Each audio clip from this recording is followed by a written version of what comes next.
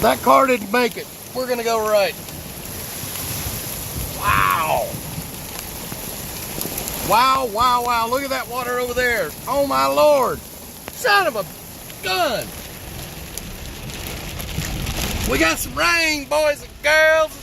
I can't even get back to my mother's house. This road I need to go across is right down there by my mom's house. It's gonna be a big damn river. All right, we're gonna try to go up here and turn by the 7-Eleven and see if, normally this street right here has no water on it. I mean, it's above and beyond the grade. And I'm driving through a river on top of a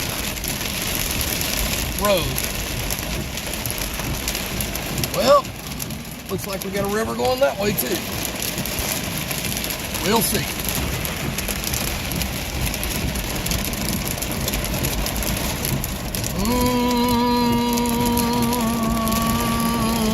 Don't think so. We got another, that's another creek right there that normally good 8-10 feet down, it's going over the road. I am not going to try that either. Well, I guess there's nothing to do except head back to my house and maybe start squeegeeing out the garage. We'll get Mom's truck back to her whenever. If I see any more really cool stuff, I'll come back. This is awesome. All right, bye.